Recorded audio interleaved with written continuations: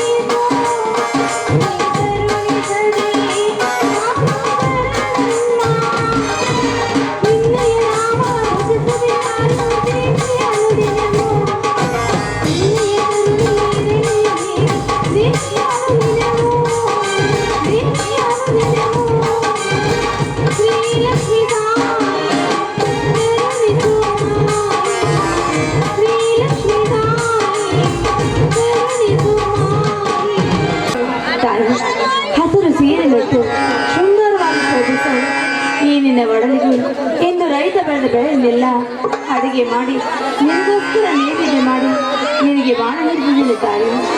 ಯಾಕೊತ್ತಾ ರೈತನೇ ರಾಷ್ಟ್ರದ ಬೆನ್ನೆಲುಬು ಅನ್ನೋ ಹಾಗೆ ನನ್ನ ಪತಿ ಹಾಗೂ ನನ್ನ ಮೈದುನ ಸದಾ ಈ ಭೂತಾಯಿ ಸೇವೆ ಮಾಡೋದ್ರಲ್ಲೇ ಜೀವನ ತೆಗೆದಾರೆ.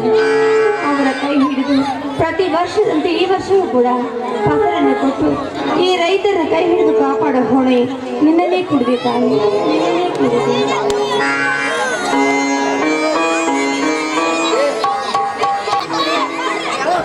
ಮುಗಿತು ಬನ್ನಿ ಸ್ವಾಮಿ. ಶೃಂಗಾರವಾಗಿ ಶೋಭಿಸುವ ಆ ತಾಯಿ ಉಡಿನ ನಾನು ಅದೇ ತುಂಬಿದ್ದಾಯಿತು. ನೀವೇನು ಪ್ರಸಾದ ತೆಗೆದುಕೊಂಡು ಆ ದೇವಿಗೆ ನಮಸ್ಕಾರ.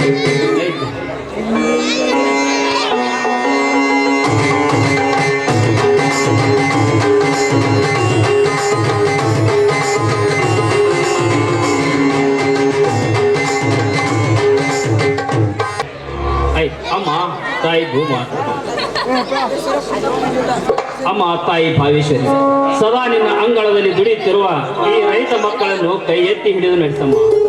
ಯಾಕೆಂದರೆ 4 ವರ್ಷದಿಂದ ಮಳೆಗಾಲದ ಅತಿವೃಷ್ಟಿ ಅನಾವೃಷ್ಟಿಯಿಂದ ರೈತ ಬೆಳೆದ ಬೆಳೆಯು ಬಾರದೆ ನಷ್ಟವಾಗಿ ಹೋಗುತ್ತಿದೆ.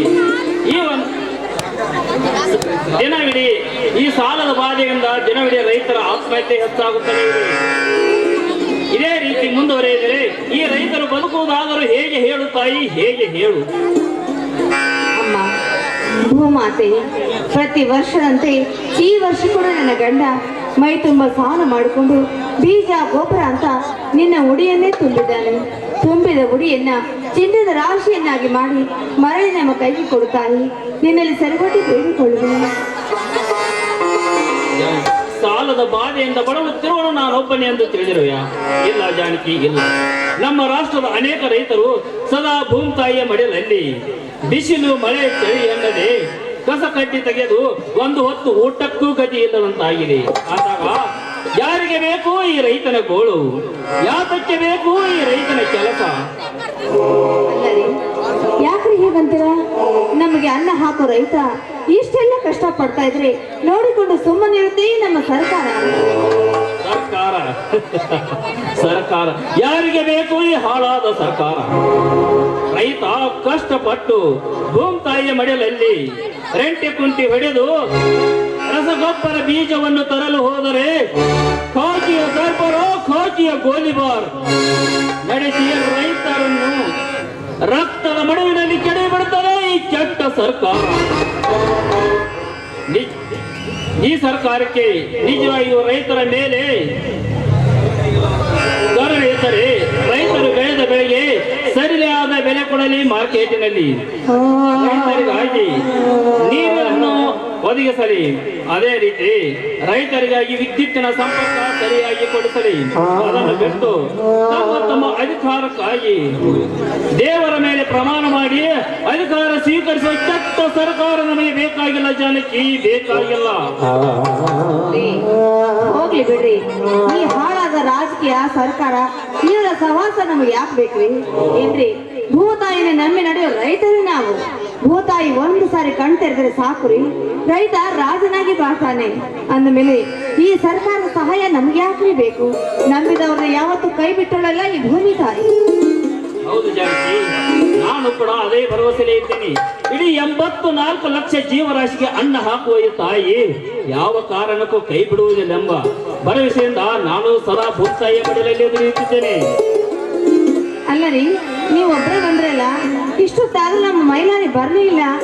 ಎಲ್ಲಿ ಹೋದ ಅವನು? ಇಲ್ಲೇ ಬರ್ತಾನೆ ಜಾನಕಿ. ಇಲ್ಲಿ ಮಂದಿರ ಹೊಲದಲ್ಲಿ ಎತ್ತ ಹಿಡಿಯುತ್ತ ಎತ್ತುಗಳನ್ನು ಕಟ್ಟಿ ನಾನೇ ಬಾ ಅಂತ ಹೇಳಿದ್ದೇನೆ. ಏನ್ರಿ ನೋಡ್ರಿ, ಯಾಕ್ರಿ ಹೀಗ್ ನೋಡ್ತಾ ಇದ್ರಿ ಬಾ ನೀವು? ಜಾನಕಿ, ಈ ಸೀರೆಯಲ್ಲಿ ನೀನು ಎಷ್ಟೊಂದು ಸುಂದರವಾಗಿ ಕಾಣುತ್ತಿರುವಲ್ಲ, ಆ ಬೇಲೂರು ಶಿಲಾಬಾಲಿಕೆ ಅಂತೆ. ಸ್ವಲ್ಪ ತಾಳು, ನನ್ನ ಕಣ್ಣಿನ ದೃಷ್ಟಿ ನಿನ್ನ ಮೇಲೆ ಬಿದ್ದಿತ್ತು, ದೃಷ್ಟಿ ತೆಗಿದ್ದೇನೆ. ದೂರ ಇರಿ, ಆಸೆ ನೋಡು ಆಸೆ ರಾಯರಿಗೆ. ಏನ್ರಿ ನೀವು ಹೀಗೆಲ್ಲ ನೋಡ್ಬಿಡಿ, ನಂಗೆ ಆಸೆ.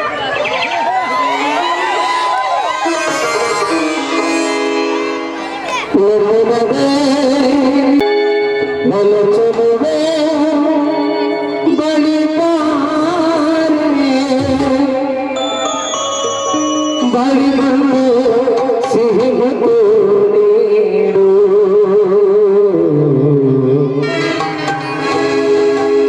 ಸಿಹಿ ಮುತ್ತಿನ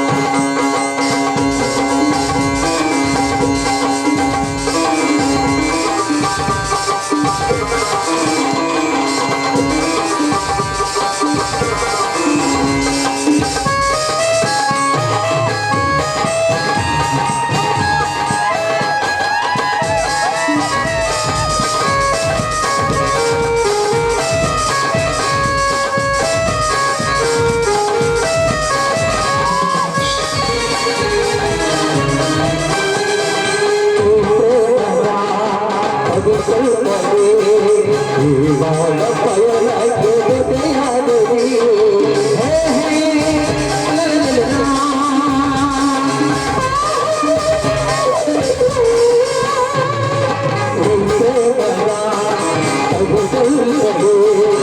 ಇವಾಗ ಪಯಣಕ್ಕೆ ಜೊತೆಯಾದರೆ